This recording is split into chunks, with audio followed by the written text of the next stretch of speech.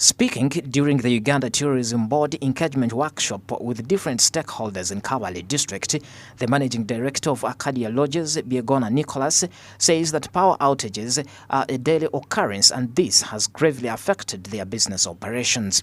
He revealed that due to unstable power supply, he is forced to use other alternative measures like using a generator, which is very costly to operate on a daily basis, noting that he spends over 25 million monthly on fuel costs, which is very costly to sustain the business. Biegona further implores government to prioritize the tourism industry by facilitating alternative power supply means that would include providing standby generators to keep the business moving. As it is at night, they switch off all we have the outage and then we have to run the generators. So we have found that within 1 month, for example, I'm paying over 20 million running generators in the hotels. And then Umeme comes up also because they also charge us standard. They also want about 5 million. You have about 25 million you pay in the whole month. So they eat into all your profit, and it's too much. That's why I was suggesting that why don't we have, why can't the government now think about this Kigezi sub-region to give them some standby generators like they have in other industrial parks, and they run until we get the high voltage transmission of 132 kVA from Kajitumba to Kabale, which is going to Rwanda for iron. The proprietor for Hawker's Eye in Bunyonyi, Parit Twinomjuni, says that their businesses are not profiteering because all funds are spent on operational costs, especially fueling generators, leaving them with no room for reaping any dividends.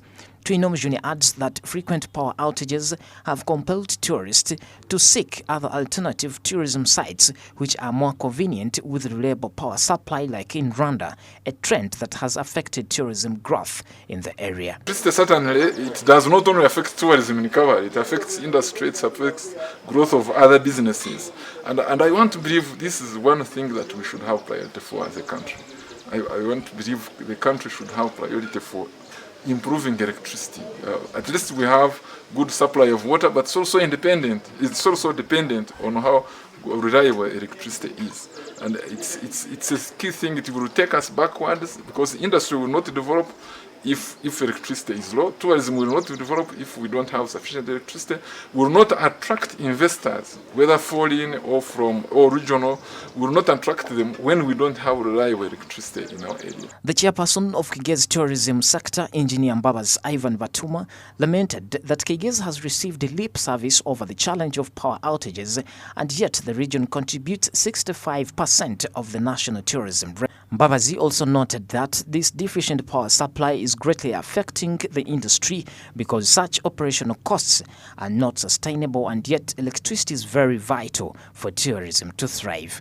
He appealed to government to prioritize Kigezi sub-region as a special tourism area and consider providing stable power supply. We are requesting, if the way they are talking about giving special power to industrial parks, they should give Kigezi region or this some deliberate stable power and affordable power, so that we contribute over 65% of the revenue for tourism from this region, Kigezi sub-region, because we host the mountain gorillas, which are found here only in the world. 50% of the population of the mountain gorillas are in one ecosystem of Bwindi and Mugahinga. The Uganda Tourism Board chairperson Daudi Mijeriko pledged to ensure that government expedites the necessary measures to solve the challenges of power outages so as to promote tourism in the area. The most critical issues that we've been dealing with are issues of